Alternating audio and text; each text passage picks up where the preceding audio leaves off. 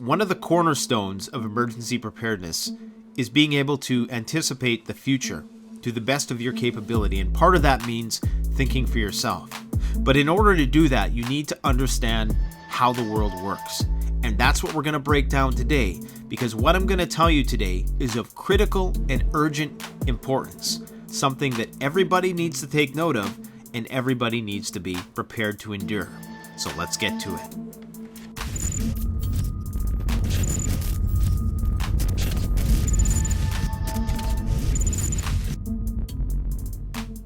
Hi folks, Canadian Prepper here. So I want to just share some thoughts with you guys about the economy and how it works. Because I think a lot of people sit through these long-winded, convoluted explanations of how macroeconomics works, how the global financial system works, and it really just overcomplicates it. So I'm going to boil it down to its bare bones right now. Sometimes the best answer is the simplest one. And that is very much the case with the global economy and how it works. You might be confused as to why the United States is able to quantitative ease to its heart's content. How they're able to lend out this money, as they call it. Some people would call it printing money. But technically it's lending, not spending. But there's a lot of problems with that and the whole fractional reserve banking itself. Namely, because even if you are lending something, that is quickly converted into hard assets, and there's lending on the basis of that lending, and so it's an exponential process essentially. And the problem with that, of course, is that you accumulate a lot of debt. And so long as you are the world's reserve currency, and so long as you have a military that can basically create stability around the world.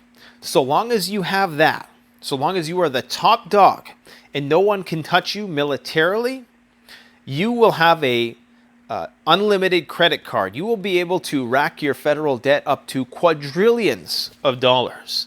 The United States could potentially see quadrillions in debt before the dollar collapses. But I'm going to tell you why that's probably not going to happen. The reason why it's not going to happen is because militarily, eventually, someone's going to edge them out. Probably China or India or some country like that, okay? They're going to be edged out. And what's going to happen is that there's going to be a country who is militarily as big or as powerful as the United States, because the bigger your military, the more confident other countries are going to be in trading in your currency and holding your currency, because they're going to think, well, this is a stable currency. These guys got the guns to back it up, right? These guys got the guns to protect the safe. So we can put our money in there and not worry about it being devalued.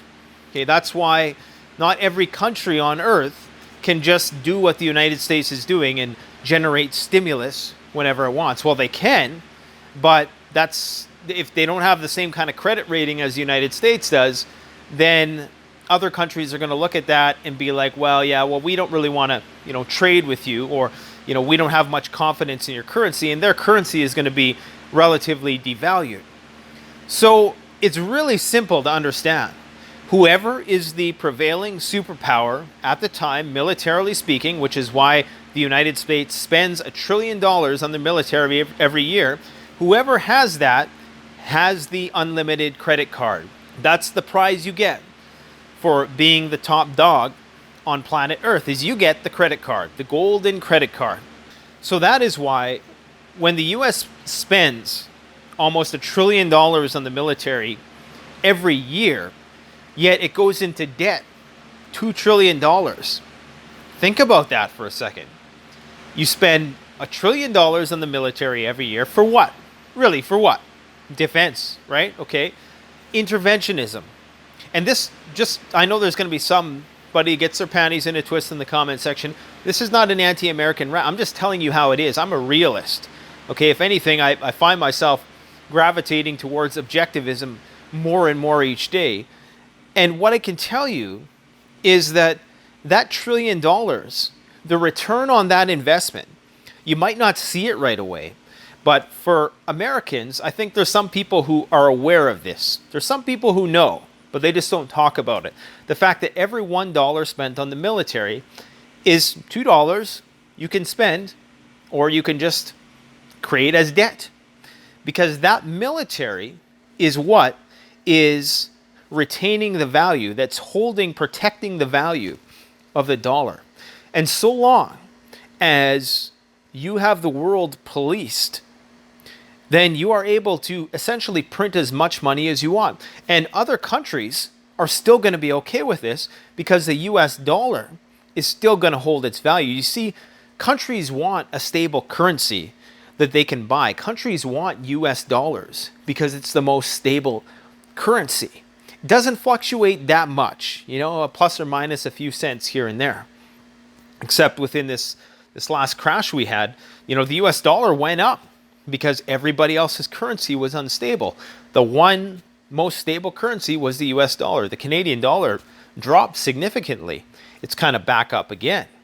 So the US dollar doesn't collapse until World War III. It's really simple. That's all there is to it. Once we cross that Rubicon whereby China surpasses the United States in GDP, I think we're already there, when their economy surpasses ours, and when their ability to project military power around the world surpasses the United States, not only in terms of how much missiles they have, but how many military bases they have. And with this whole Belt and Road Initiative that they've just embarked on, with I can't remember how many countries are involved in that, but that's the start of that. Okay, that's the start of the Chinese era.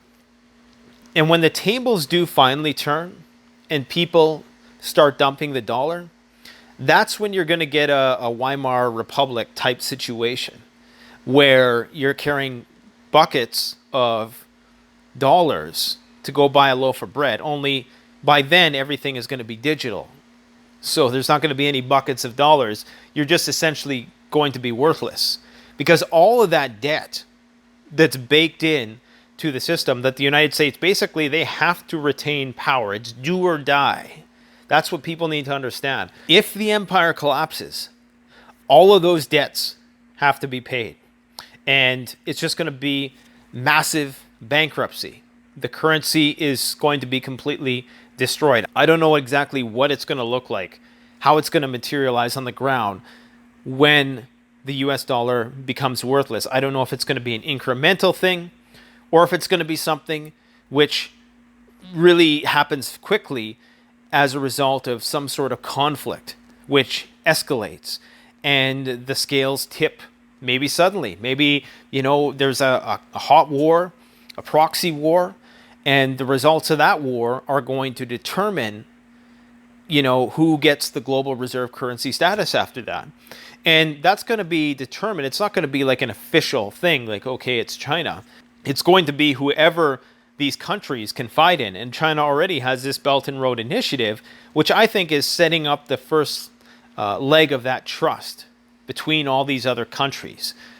Something which is going to be countering NATO, in a sense. Now, there is one thing that I suspect, and I suspect that the elites know this, okay? I suspect that the people with a lot of money understand exactly what I'm talking about. That's why neither the Republicans or Democrats really pull too many punches when it comes to the military, because they all know what I'm talking about. And I suspect that they're planning for this, and they're going to try to, their out is going to be Bitcoin, or it's going to be some kind of cryptocurrency, which is advanced before China can take the lead. That really is the only way they're going to be able to move all of that value in American dollars into something tangible. Because are they going to be able to buy Chinese yuan? I don't know. This is kind of where my understanding of things breaks down a bit. But that's essentially what you have. The only way the US dollar collapses is if the US military is overwhelmed. And so as much as I'm a libertarian-minded person, a non-interventionist person, you need to understand how it's kind of like the United States is a person who's been hit by a car, and if you remove the car, the person's going to bleed out. Okay, the United States, they have to keep going with what they're doing. If they don't keep going, the empire collapses, and it's going to be literal hell in the streets, like the likes of which we've never ever seen before. Because this bubble, this multi-trillion-dollar and all the derivatives and all the debt is just a ticking time bomb. So I don't know how technology is going to factor this into this, fintech, cryptocurrency. I don't know how all that's going to play in, but it's clear as day what's going on here. And I'm thinking that they're getting ready to jump ship into these cryptocurrencies. What do you guys think is going to happen here? Because that's really what's going on in the world. It's all about money. Okay? It's all about money. And I know a lot of anti-war people. I'm an anti-war person. I don't like war. I don't think, it's for us to decide what other countries do. And I don't believe in, getting involved in other countries' affairs necessarily. But you have to understand that there's a power vacuum out there. Okay, and at some point you have to decide, you have to make the decision. Is it going to be us or is it going to be somebody else? 99 times out of 100, after deliberation, most people are going to say it's got to be us. So that's kind of the situation we are in right now. And so in addition to the fact that we need to keep the machine going at all costs, like we can't stop. You can't stop intervening in countries now. You have to have endless wars. And it's not just because of the military-industrial complex. That's an added bonus to many corporations who join in the feast. But that's not the main reason why. The main reason why is global financial domination. That's the main reason why. People always talk about, they're trying to bring in a global currency and blah, blah, blah. There's been a global currency for years, and it's called the United States dollar. That's what it is. And it's someday going to be moved to something else. And when that day happens, look out, man. The collapse of the U.S. economy and all the economies that are tethered to it in NATO, Canada as well, we're going downtown, Charlie Brown. It's going to be an epic collapse, a collapse of epic proportions, never before seen. I can't even imagine what it's going to be like.